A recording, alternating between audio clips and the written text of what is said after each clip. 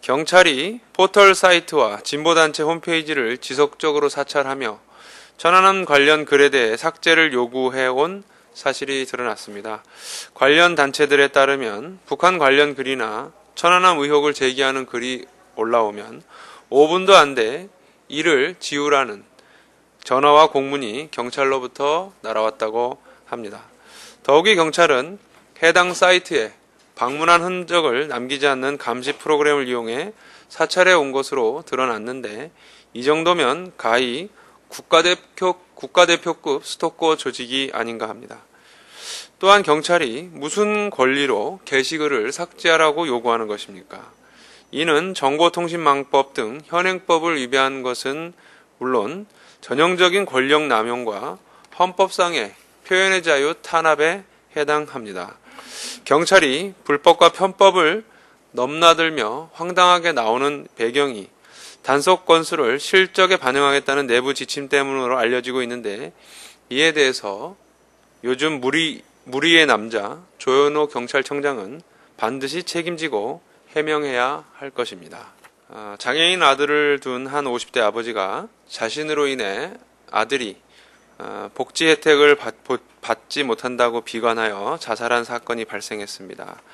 이 아버지는 유서를 통해 나 때문에 아들이 못 받는 게 있으니 내가 죽으면 동사무소 직원들이 아들에게 잘 해달라고 부탁하고 생을 마감했습니다. 참으로 가슴 아픈 일입니다. 고인의 명복을 빕니다.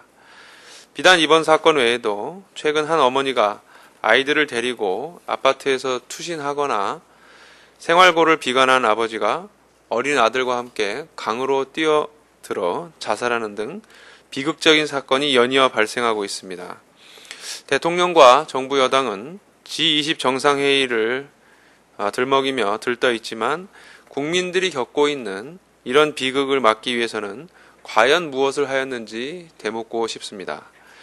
대통령과 정부는 우리나라가 세계에서 유례없이 금융위기를 잘 극복하였고 성장률도 호조를 보인다며 장밋빛 전망을 늘어놓고 있지만 국민들의 생활은 오히려 더욱 어려워지고 있습니다.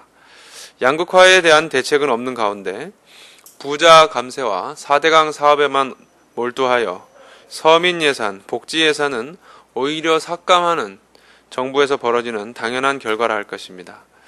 지금이라도 정부는 양극화에 대한 실질적인 대책을 수립하고 국민의 사회 경제적 기본권을 보장하는 보편적 복지 정책을 실행에 옮겨야 합니다. 그리고 이에 재정 마련을 위해 부자 감세를 중단하고 사회복지세, 부유세 등 부자 증세를 실시하며 아무짝에도 쓸모없는 4대강 사업은 중단해야 할 것입니다. 이명박 대통령이 지금 해야 할 일은 쓸데없는 외형 키우기나 자화자찬이 아니라 자살률 세계 1위의 불명예와 국민적 비극을 어떻게 벗어날 것인지에 대한 인간적인 성찰이라는 점을 다시 한번 강조하고자 합니다.